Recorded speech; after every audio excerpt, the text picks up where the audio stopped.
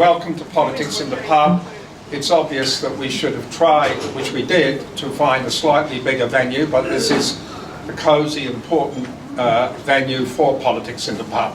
And long may it go on, because public forums like this in the present state of affairs in Australia are absolutely imperative.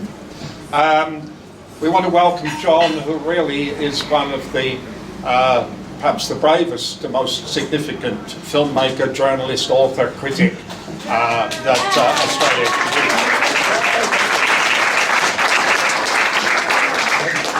produced. Up to 20 films, documentaries. I've probably got my mental arithmetic slightly incorrect. As many books. So welcome to Politics in the Pub, and particular welcome to John.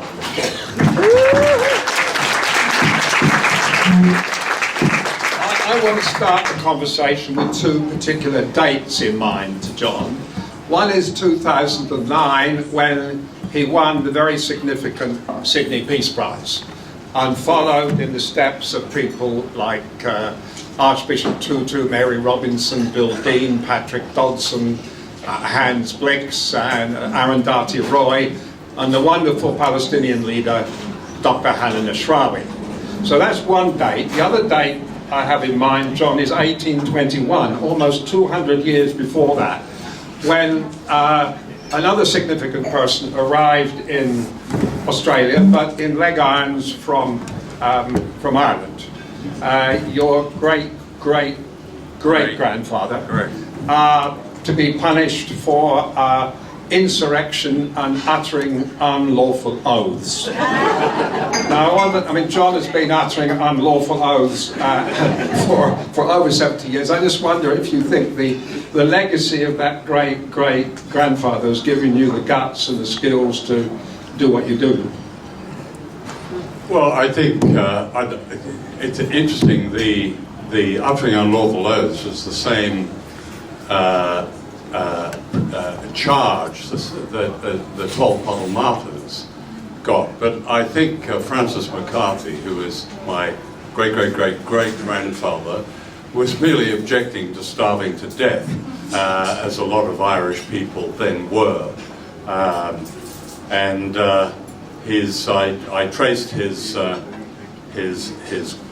records of his trial in Cork, and he did make quite a spirited speech about not going to Australia, which I thought was quite significant. But he did go, and the good news was he married another convict,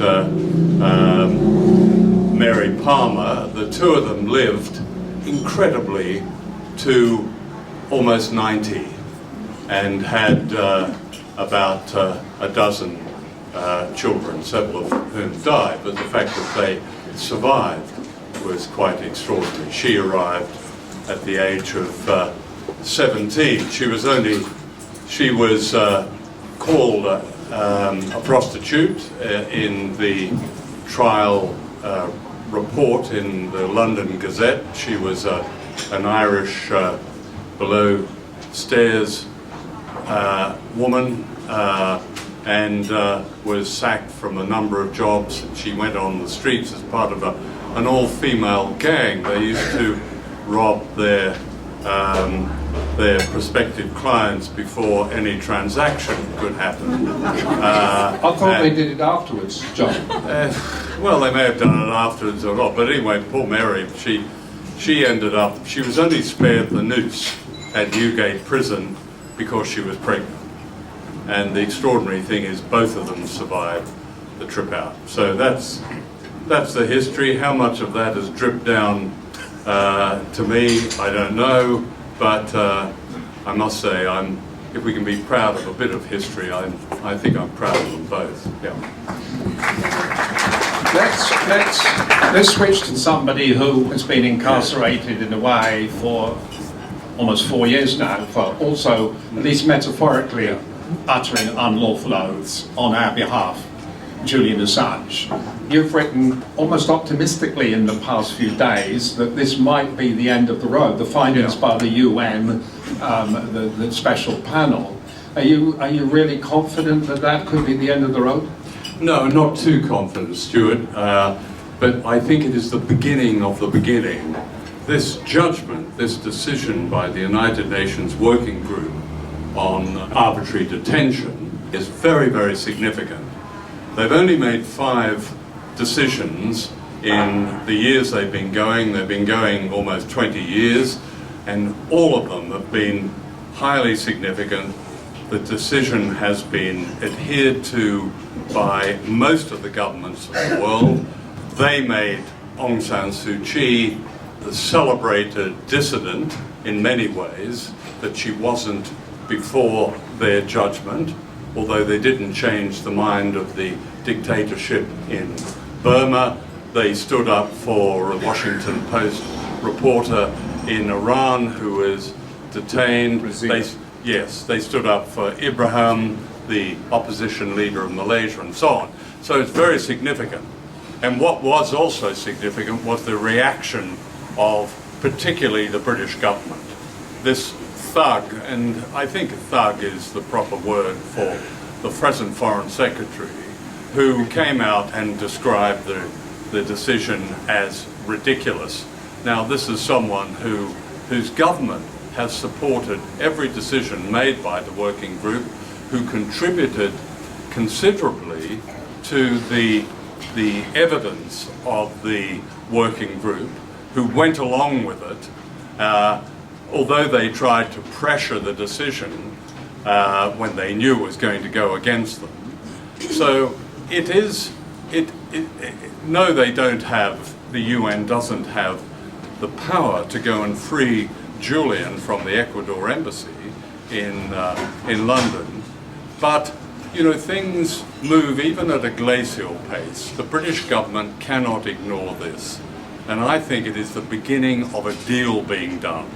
There's a vacuum. What great states, great imperial states hate is a vacuum, and a vacuum exists right in the heart of London, next to Harrods. They've got somebody there who has defied them, who is a fully credited dissident. He has the world virtually officially now on his side. They will have to resolve it. I think there'll be a deal that in the middle of the night, maybe, this is a guess, in the middle of the night, Julian will be given free passage out of the UK to Ecuador. I hope that'll happen. A lot of the correspondence, even in social media, seems to still want to imply that the issue is about potential sexual assault charges, whereas you've actually written several times that the issue about Julian Assange concerns a Pentagon-dominated Washington. Well, there are no charges, Stuart. There have never been any charges. There have never been any specific allegations. The whole thing is a grotesque farce. One of the women involved has said that the police tried to railroad her. That's the word she used, that they fabricated the evidence. Neither of them said there was any rape, and the first prosecutor made it very clear, and I can't quote her exactly, but she said words to the effect, there is no evidence whatsoever of any rape, and she dismissed it. She was the chief prosecutor in Stockholm. In comes the second prosecutor, brought in by a politician, a very ambitious politician. This prosecutor has succeeded in stalling this case and almost putting it in a freezer for the last 5 years. She's refused to interview Julian. She refused to interview him. He hung around in Sweden for 5 weeks. And she refused to interview. Then he asked her permission. Please, can I go to London because I have to release the Iraq war logs and the Guardian. They gave him permission. The moment he arrived in London, there was an Interpol red alert for him. I mean, there is the dreadful expression, you couldn't make it up, but there is a lot about this that you couldn't make up. And then she's under Swedish regulations, she's meant to interview this person, again, who's been charged with nothing. There's every facility in London for her to interview Julian, and she's refused to. So what the the so-called sexual misconduct side of this has been an absolute gift to the propagandists. The media has played the most pernicious role in smearing Julian Assange. Even the paper that printed quite a lot of the WikiLeaks disclosures, the Guardian newspaper, has run virtually a vendetta over the years against Julian. What this is about is a whistleblower. The administration in the United States, the Obama administration, has conducted a war on whistleblowers. Unlike any other administration, George W. Bush didn't pursue a single significant whistleblower. He could have, but he didn't. Obama, right at the beginning, said, as a professor of constitutional law, I stand by whistleblowers, and then proceeded to prosecute more whistleblowers than any president in the history of the United States. Julian and WikiLeaks, Edward Snowden and others are regarded as enemies in a Washington that is dominated by the Pentagon, by the military. That's what this is about, and an indictment has been brought down, a secret indictment has been brought down in Alexandria, Virginia, that is waiting for Julian. They've had to concoct a prosecution because, as Obama himself has pointed out, under the US Constitution, whistleblowing is perfectly legal. In fact, it's protected. While we're on that, let's drift into the Australia's fascination with and deference to Washington. I think elsewhere you've written about what seems to be, I think you called it an accelerating fascism in American politics, which we apparently condone. Can you say what you mean by that? Is that a reference to the clowns who are competing to be president on the Republican side? What is this accelerating fascism? Well, I think those competing to be president distract us. They provide a theatre every 4 years, and I've reported on a number of US electoral campaigns, and they're a lot of fun. You know, you get characters like Donald Trump, Richard Nixon, people who end up becoming President of the United States. Then you get the first African-American president in the land of slavery. Gosh, isn't that wonderful? What then? Well, he's like all the others, no surprise.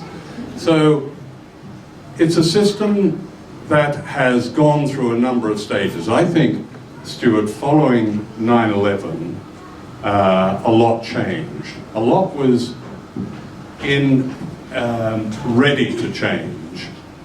And there was almost a kind of silent coup d'etat in Washington by the military, by the Pentagon. There weren't tanks in the streets, no, but you find in the State Department there are the Pentagon's people now effectively are in charge of the administration. The present Defense Secretary, like all the previous Defense Secretaries, is really speaking for the military. In the State Department, which was meant to be the center of American diplomacy and some kind of international statecraft, now speaks for a militarized foreign policy. And so do we in Australia. We copy everything. We copy it. This is copy country. We copy everything. We even copy, John Howard even had a little flag in his lapel because the American president had a flag in the lapel. When our politicians and various military people have some sort of ceremony, they put their hand on their heart, just like they do in the US of A. We copy. And I don't want to trivialize this because the copying is very serious, because our military people are integrated. in the US military. They go to the US. They're integrated. They're lobotomized, if you like, within a US system. It's not as it used to be, oh, the Yanks are good because they saved us during the Second World War and we're on their side and the Russians are bad and they're good. It's much more than that now. We are part of it. We are genuinely, as so many people have called us, the 51st state. And I think that's a very, very significant change. And it really does, like the US, it doesn't matter, really, that who's the Prime Minister. I mean, it's good not to have a fully accredited moron as Prime Minister, as the last one clearly was. This one is not. This one is not, which makes it even more significant and cynical. One of your predecessors sitting where you are now was the late Malcolm Fraser, who came to talk about ending, in some ways in similar words to what you've used, ending this dependence on America. That if, he argued here, that if Australia wanted to generate a sense of a 21st century identity and self-respect, we should cease the uncritical worship of Anzac Cove and Gallipoli, and instead do, as one of the significant people in this audience has done, argue to get the to not have marine bases in Australia. So, are you going to agree with Malcolm Fraser? Well, doesn't that say so much, Stuart? R.I.P. Malcolm Fraser. He did good things in the last part of his life. But it comes down to a Conservative Prime Minister to be almost the leading spokesman of good sense in the country. Of course, not from the Labour Party. We have virtually no one of any kind of equivalent stature as Malcolm Fraser to speak up, because the Labour Party is so up to its neck in the whole US-Australia arrangement, the vassal state that Australia has become. It's a particular tragedy because I don't think there's another state quite with the same colonized mentality at so many levels, at the level of Indigenous people, treatment of Indigenous people, at the level of its place in the world as Australia. New Zealand is way ahead of us. New Zealand is way ahead of us. The United States itself, another settler state, is way ahead of us on so many levels. So is Canada. So is South Africa in many ways. The country whose apartheid, our Queensland, the policies towards Indigenous people in Queensland, we inspired. But even this is a political country in South Africa with a robust debate. There's a lot wrong there, but it has a robust debate about itself. But we go along with the master. I don't know how to describe it because all the words seem trite, but shaming is probably the one. Yeah. In the struggle to establish a different and more visionary, socially just Australian identity, and you've hinted at the issue already, it concerns the first Australians. You made a film, I think about a year ago or 2 years ago, which had widespread coverage and huge criticism from the conservative wing, called Utopia. And of course this week, was it a couple of days ago, the report that we failed to close the gap, and there's hardly any indication that the mortality rates or the morbidity rates of Indigenous people are getting any better.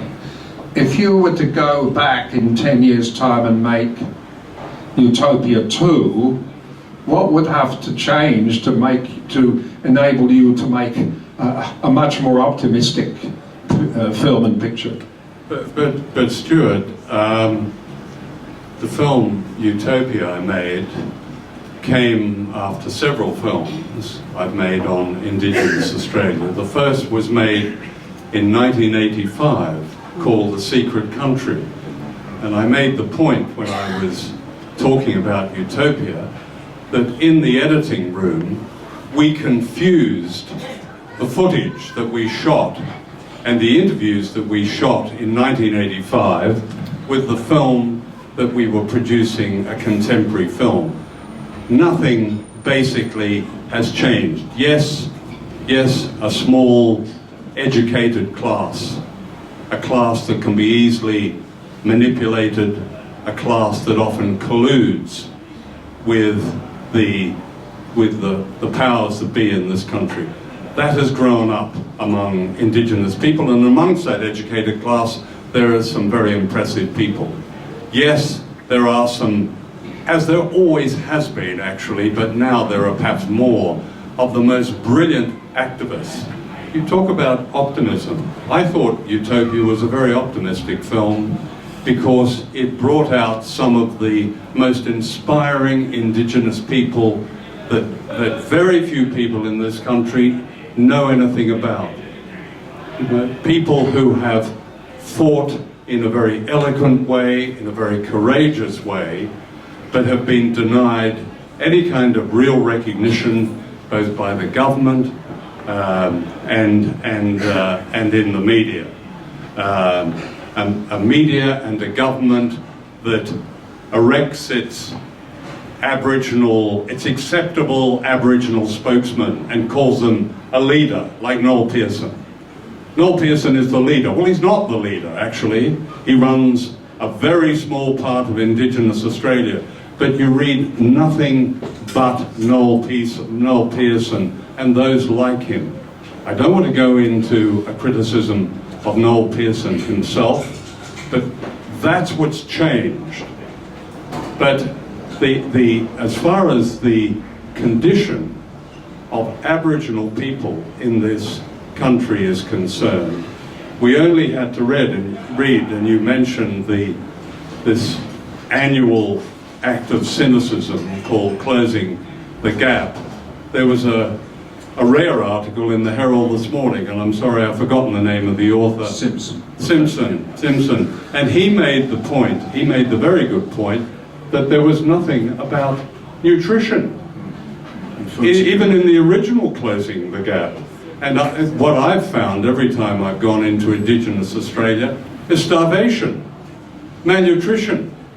People, a doctor telling me they can't prescribe antibiotics or some kind of, another form of life-saving medication because their patient hasn't got enough food in them to ingest it. That's in modern Australia, but the world knows that. That's what's changed as well, Stuart, that the world does know it now. Australia is on the nose as far as treatment of Indigenous people. It used not to be. People were quite ignorant. They didn't know. It didn't get out. But now, from everybody has been here, Amnesty, the United Nations, human rights people, the refugees people, the special rapporteur of the United Nations has report after report describing Australia in terms that used to describe Australia.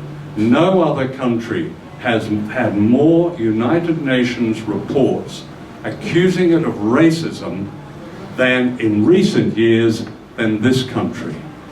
Isn't that something? That is what hasn't changed. That is what hasn't changed. And here we read Turnbull going through the same cynical exercise. He's going to put through a referendum in which we're going to recognise Indigenous people in the Constitution. Most Indigenous people, and I think it's fair to say, couldn't give a damn about this. What they want is a treaty. What they want is to sit down with, as equals, at least as equals, with the ruling body in this country and have treaties in health, in education, in law, in welfare, in all the areas in which they are so deprived and which they're so denied. The idea that they get a few words in the Constitution, which Australians go and vote on in a referendum begrudgingly, is a joke. It's a bad joke. John, I want to make a bit of a leap here, but I want to have an exchange with you about another Indigenous people that both of us care a great deal about, and it concerns two other dates, 1788 and 1948.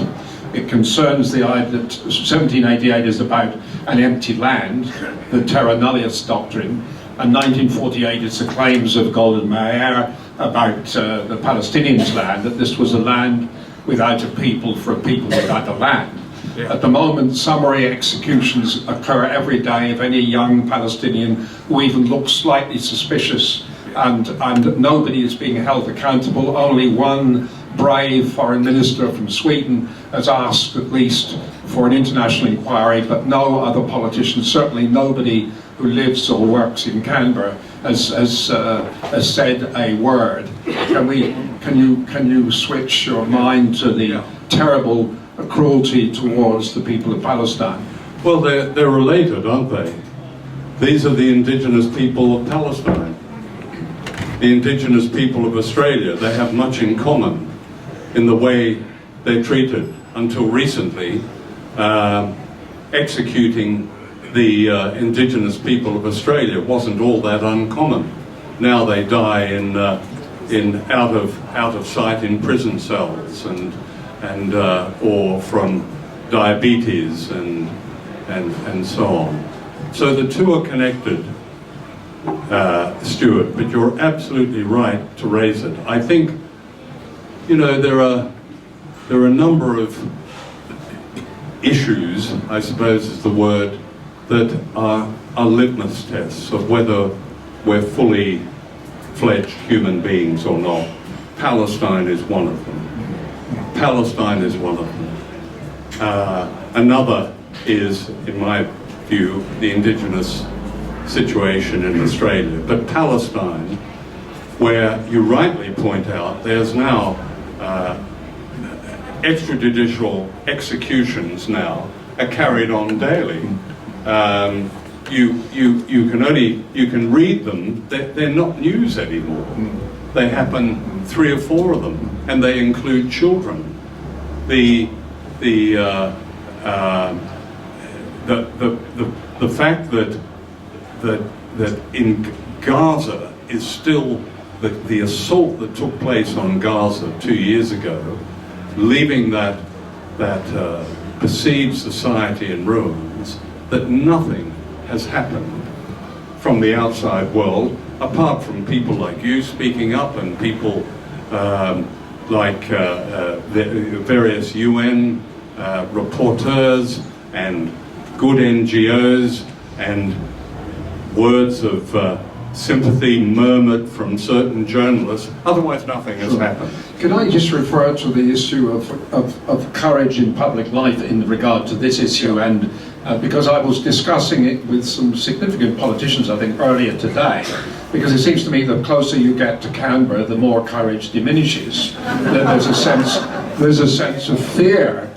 There's what they said, it was merely risk aversion. That's what they told me. Not wishing to take a risk. It seemed to me, if you want your life to be monumentally boring and irrelevant, you spend your time trying to avoid risks, because you've not found or practiced the courage to take the stands that are absolutely required by everybody in this room and beyond on these sorts of issues. Yeah, well, that's right. But look the pro-Israel lobby, Zionist lobby, call it what you want, is so entrenched. I mean, you think it's entrenched in the United States or even in the United Kingdom. But, you know, leading journalists quite openly take the shilling and off they go to Israel to really report what they're shown and what they're told. Where is the dissent of any kind in Canada? Where is there a kind of acknowledgement of one of the great successes that we should be optimistic about, and that is the boycott and disinvestment movement, the BDS movement. Every time I read their bulletin from this amazing man, Omar Barghouti, one of the equally amazing Barghouti family, but telling us of the latest achievement, and governments around the world, universities in California, University of Los Angeles, disinvesting. It's such good news. It's good news for justice. And yet, of course, we hear nothing of it because we don't, unless we take the trouble. And it's not all that much trouble to find out, but it is one achievement after the other of BDS. And I am actually, it seems amazing to say, but even a bit optimistic about Palestine. Sure. Yeah. That the Palestinians will get there. They may not get there for quite a while, but they will get there. The world, so many in the world, are behind them. I think one can't underestimate the business of education, even explaining what BDS means, because I was at a seminar in a very privileged part of Sydney yesterday evening. I won't say where it is, but it's just on Military Road. And everybody said, what is BDS?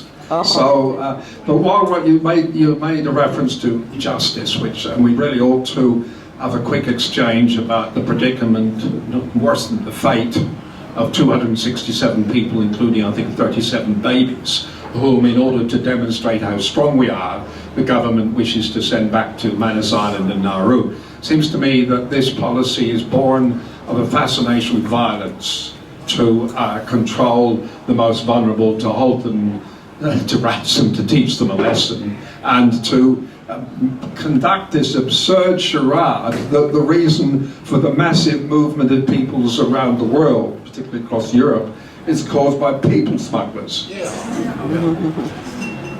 But they're all connected, aren't they? Everybody knows those to whom you're referring. It beggars belief that those calling themselves High Court judges, oh, that sounds important, sounds respectable, doesn't it? Read summaries of their judgments, except one, who, sending these people, including all these babies, it's so bad that the Sydney Morning Herald has been forced in almost to become a campaigning newspaper, publishing pictures of these poor children, these infants, all over its front page. But we know this. This is a privileged society. We have access to sources of information. And I remember we organised it together, of course, Stuart, at the town hall when Julian Burnside turned round, the winner of the Sydney Peace Prize, and turned round and pointed at the audience and said, "What are you doing about it?" Because the truth is that politics in Australia are mortuary politics. To call them a joke is to trivialise it, but they are the darkest joke. The darkest joke. And we have to go through these games that are played by people who don't even approach the threshold of courage. Stuart, their information, what they tell us, what they are said to represent, there isn't a single politician, not a single politician, unless I've missed them, I may have been away for a day or so, not a single politician that carries the respect, the basic respect and humanity that should come with this society. And this is a society that is meant to have inherited, what, the Enlightenment, is it? And all those things that have come with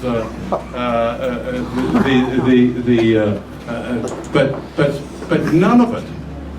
Any other country, you will find, you'll get depressed about their politicians, and oh, it's good to laugh at American politicians. Well, I don't think we should laugh at them.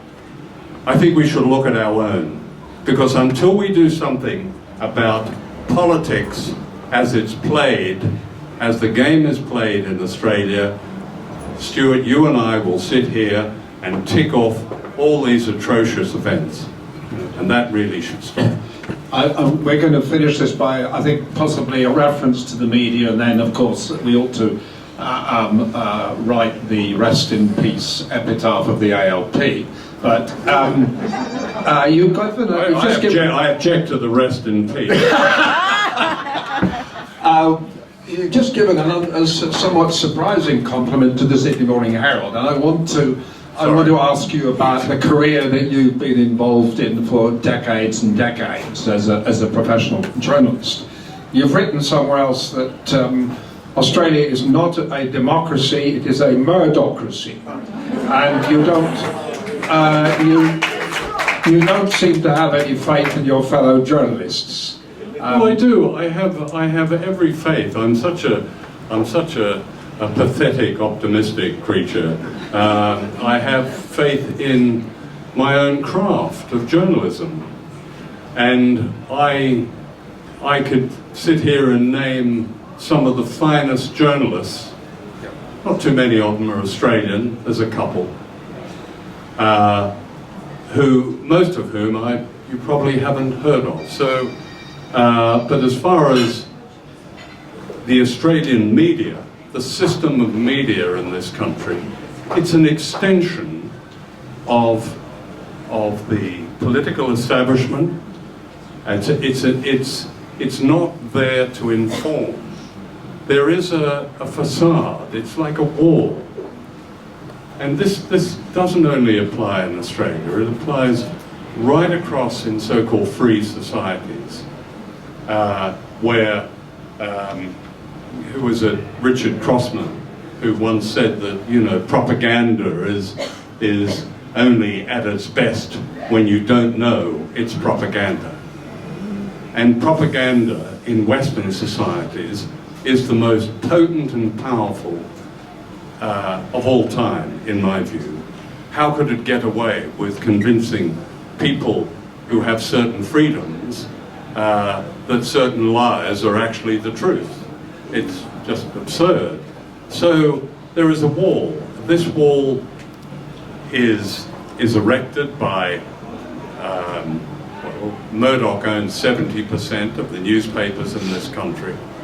But then I did call it a murdocracy, but it's the spirit of Murdoch. He doesn't have to own everything, because Murdoch-ism and what that represents. And what it represents is a contempt for you as people wanting to find out, wanting to make the sense of the world. That runs right through the media, and it includes the ABC. Do you think we need, in terms of the social media, some people are optimistic about the possible influence of that? I mean, and that implies that we could do with 20 more Chris Grahams from New Matilda and 20 more Wendy Bacons.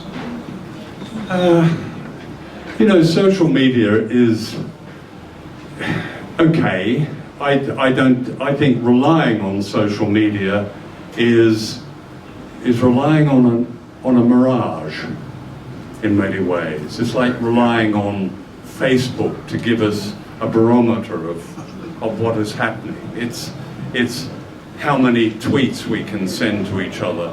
The truth is, most social media we used to talk about ourselves. Social media has allowed us to has allowed so-called identity politics, has helped to actually, in my view, disconnect us. Look at the people going up and down Pitt Street. Look at them.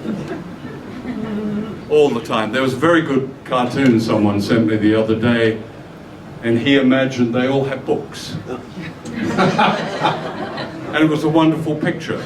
They're all reading books and kind of dodging each other. But now, we've become, in many ways, digital slaves. We're besotted, we're addicted.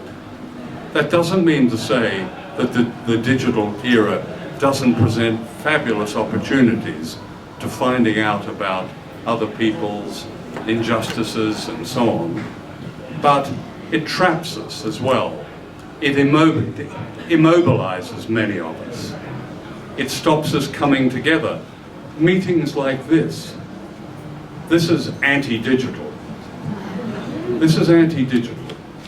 Could everybody switch their mobile phones off? But it is because we've come together to have a talk, to throw around a few ideas.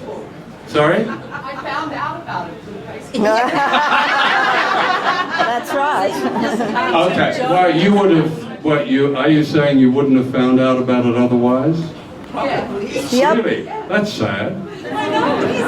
Okay, let's try and see if we can give a massive blood transfusion to the ALP before we break for the collections on. 30 years ago, John, you wrote one of your most popular books. It was called Heroes. And the heroes, when I picked it up initially, I thought, oh, it's going to be about John F. Kennedy and Fred Astaire and Ginger Rogers and so on. But in fact, it was about ordinary people. You referred, I think, to Irish working class people, among others. And because you went on to say that the values that they held should have, you seem to imply that that's what should infuse and motivate the ALP, if it was true to its sources, true to the people who founded it. No, Stuart. I think the ALP's a write-off. I know you want to drag it out of the grave, brush it down, and respect the skeleton. But sorry, can't do that. Can't do that. Oh, okay. Well, that's the end of the meeting.